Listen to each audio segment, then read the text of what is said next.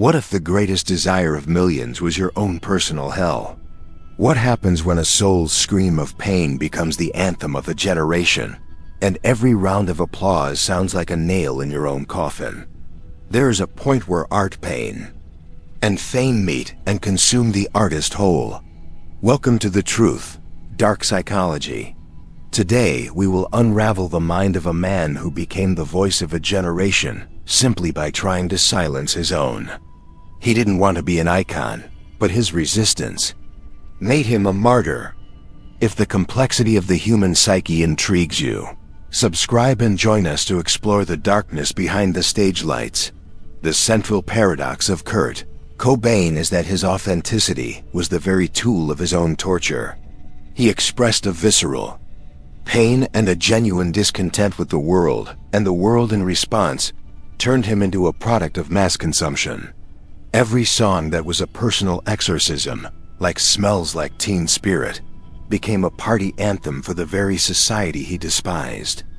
This commodification of his pain created an unbearable cognitive dissonance.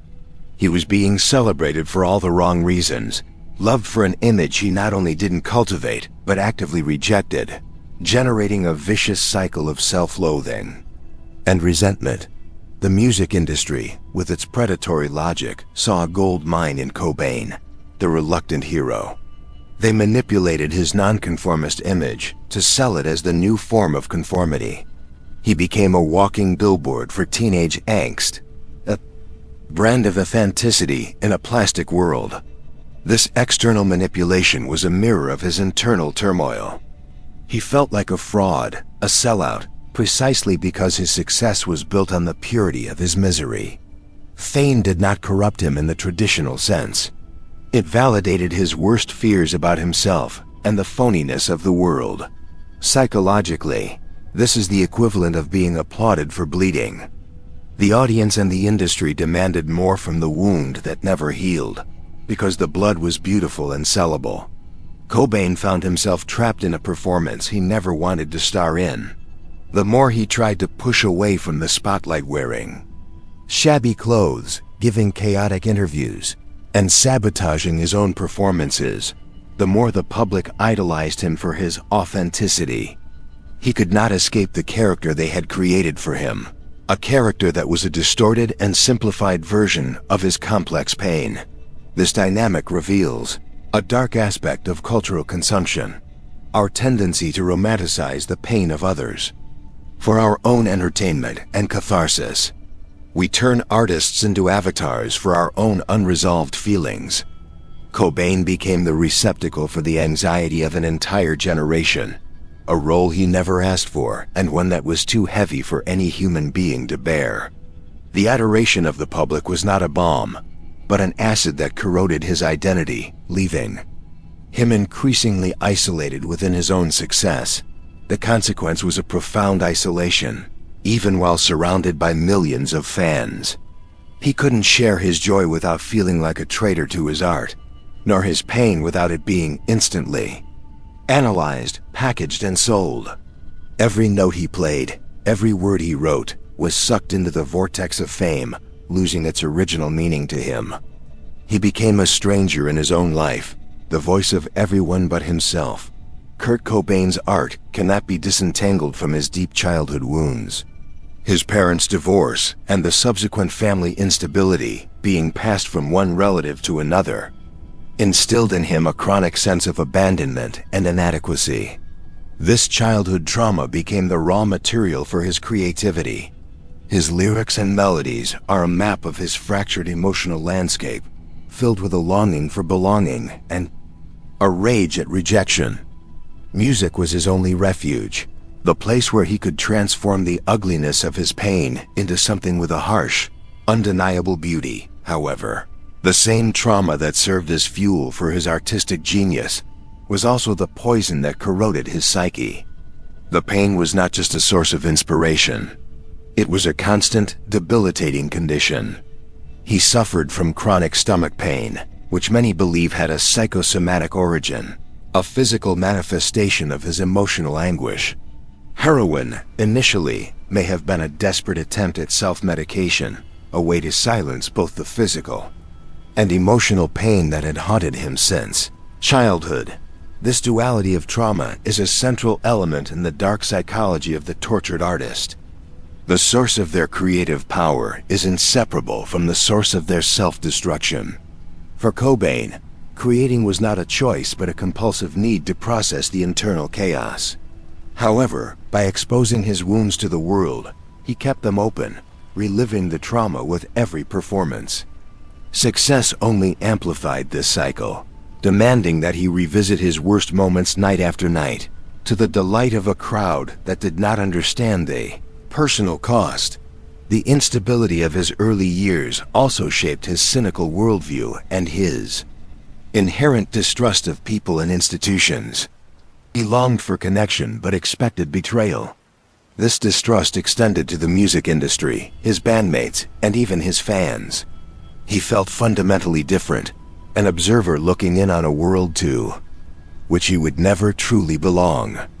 This feeling of alienation, born from trauma, was the lens through which he saw his entire life, turning even the pinnacle of success into an experience of profound isolation. To analyze Cobain's life is to understand that the poison and the antidote can come from the same bottle.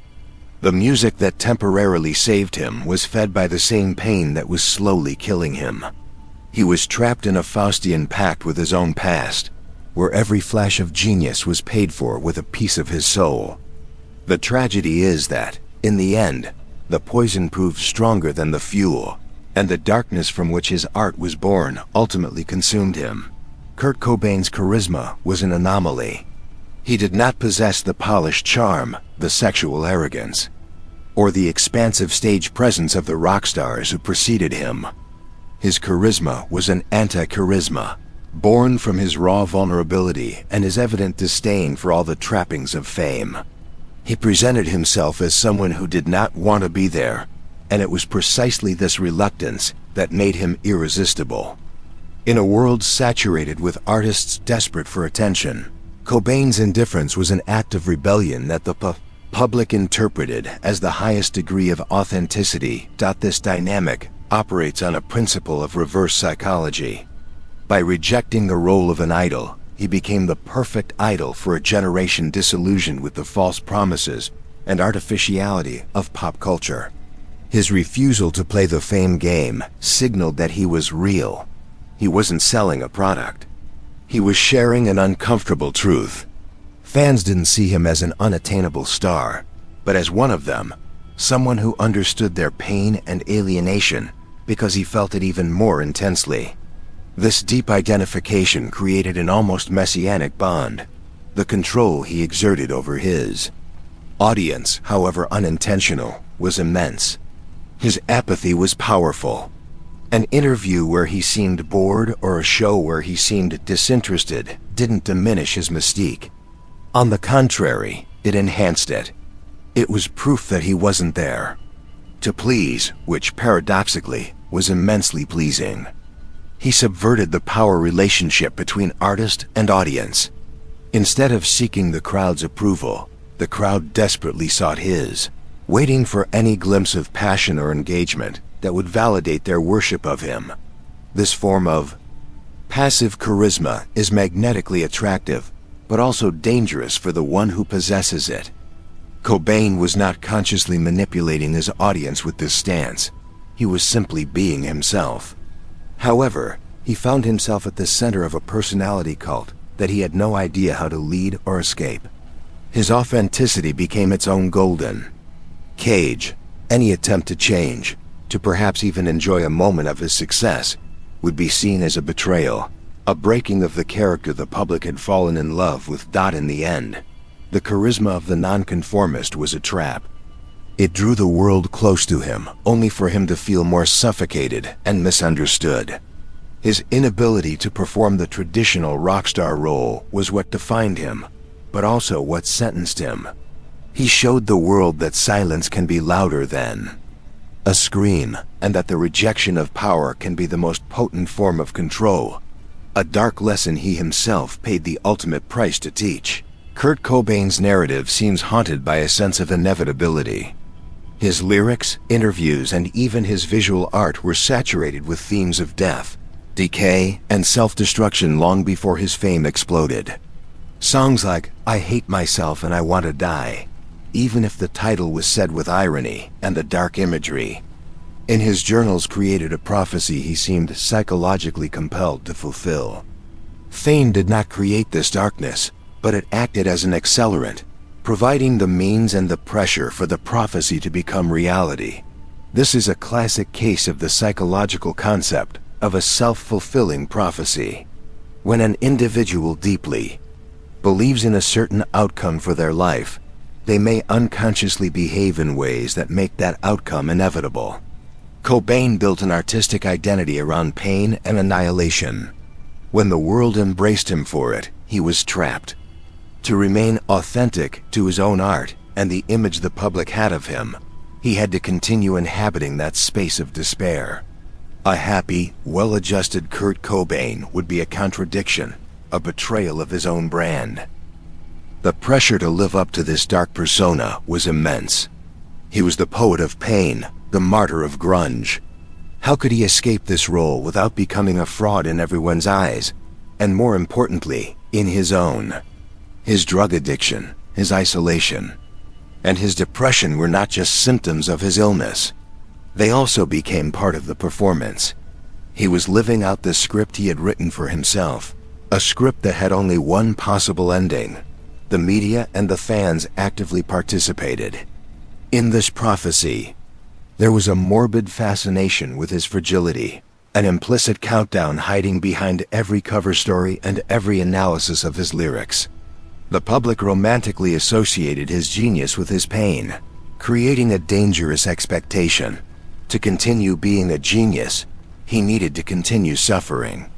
This external pressure reinforced his internal script, convincing him that his fate was already sealed, and that self-destruction was not just a possibility, but his essence. Therefore, Cobain's tragedy was not a sudden act of despair, but the climax of a narrative constructed over his entire life. He found himself cornered by his own words, his own art, and the expectations of a world that loved his pain more than the man feeling it. He wrote the song of his own ruin, and in the end, felt obligated to play it until the last silent note, fulfilling the very prophecy he had foretold. If this analysis is resonating with you and making you see beyond the surface, please leave a like to support our investigation. Is there another complex mind, another misunderstood icon you'd like us to dissect here? Leave your suggestion in the comments. And if you value this kind of content, subscribe to The Truth, Dark Psychology, and turn on notifications so you never miss one of our future explorations. The figure of Courtney Love in Kurt Cobain's life is one of the most polarizing and psychologically complex in his entire story. To some, she was the Yoko Ono of grunge, a disruptive and manipulative force who accelerated his downward spiral. To others, she was the only person on the planet who understood the magnitude of his pain and genius, a soulmate in a world that idolized but did not understand him. The truth, as always, is much darker and murkier, residing in the dynamics of an intense and volatile codependency. Psychologically, their relationship can be seen as a folie à deux, a madness for two. Both were products of traumatic childhoods, both struggled with addiction, and both had a love-hate relationship with fame. They found and recognized each other in their mutual wounds. This deep identification created a powerful bond, a fortress against a world they both felt was hostile. However, this same fortress could become an echo chamber, where their worst impulses were validated and amplified rather than challenged. The question of her being salvation or a catalyst has no simple answer. On one hand, love may have provided Cobain with a sense of normalcy and family that he never had, especially with the birth of their daughter Frances Bean. She fought for him, defended him, and in many moments seemed to be his strongest connection to life. She pushed him to seek treatment and undoubtedly loved him with a ferocity that mirrored his own. She understood the darkness because she also lived in it, and that, in itself, may have been a form of salvation. On the other hand, the same dynamics that united them also made them dangerous to each other. Their shared drug use, emotional instability, and public battles created an environment of constant chaos. Instead of pulling each other out of the abyss, they may have at times danced together at its edge. Courtney's presence may have normalized and enabled Kurt's self-destructive behavior rather than serving as a break. The line between complicity in pain and genuine support was perilously thin and constantly blurred in the end. Labeling Courtney Love as simply a villain or a saint is a gross oversimplification. She was a mirror reflecting Cobain's own tendencies, both creative and destructive. Their relationship was a nexus of love, addiction, trauma, and ambition, a perfect storm that exemplifies the dark psychology of relationships where the wounds, rather than the strengths, formed the deepest connection. She was not the cause of his fall, but she was undeniably the dance partner in his tragic final tango. Kurt Cobain was not just destroyed by his internal demons. He was crushed by the weight of the symbolism that the media and the public projected onto him. He was crowned against his will as the spokesperson for a generation, a title he loathed and which represented a subtle and cruel form of manipulation. The media needed a face for the discontent of Generation X, and his face, with its sad eyes and reluctant beauty, was perfect. He was transformed from a complex human being into an archetype, a cultural commodity to be analyzed and consumed. This mass projection is a form of psychological violence. It strips the individual of their humanity and forces them to carry the hopes, fears, and frustrations of millions of strangers. Every word he spoke was dissected for a greater meaning. Every action was interpreted as a statement on the state of youth. This constant pressure to be the oracle of a generation when he could barely navigate his own mind directly fueled his paranoia and his desire to withdraw completely from the world. The media operated as a master manipulator, creating a tortured, genius narrative that was immensely profitable but lethal for its protagonist. They celebrated his pain, published rumors about his addiction, and speculated on his mental health, all under the guise of journalism. In reality, they were building the arena for a public spectacle of self-destruction.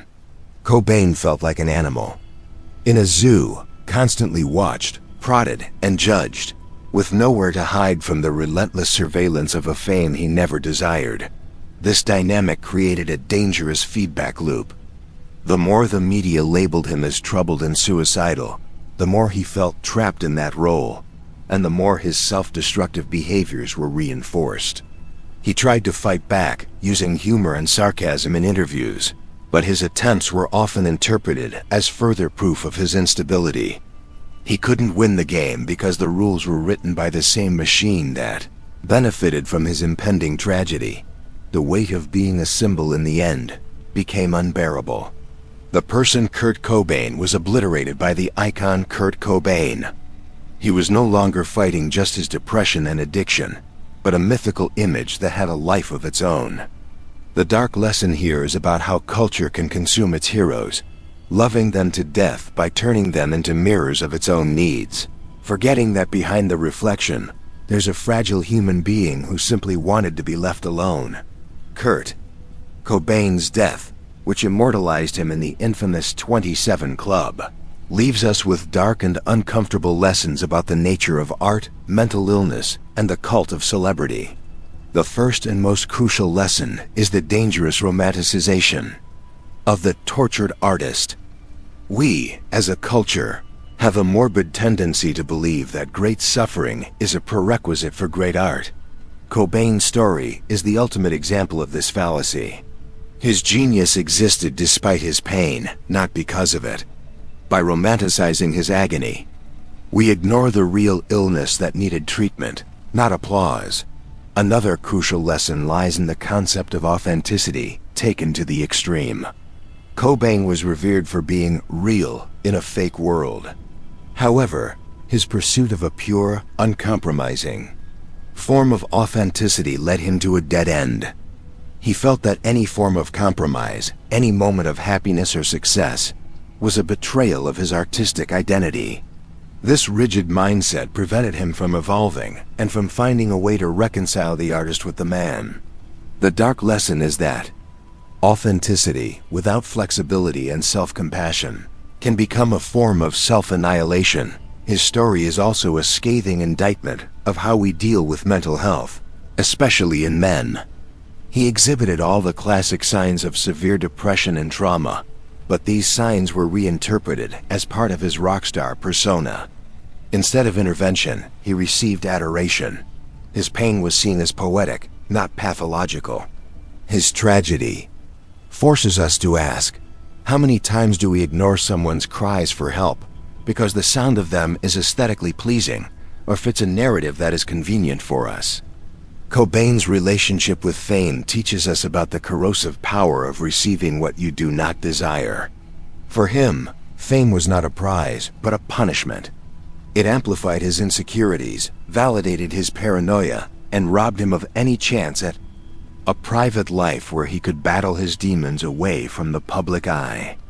His experience serves as a cautionary tale about the nature of ambition and the care we must take in what we wish for, as one person's dream can be another's nightmare. Finally, Kurt Cobain's legacy forces us to look at our own role as consumers of culture. Are we passive participants or active accomplices in the creation and destruction of our idols?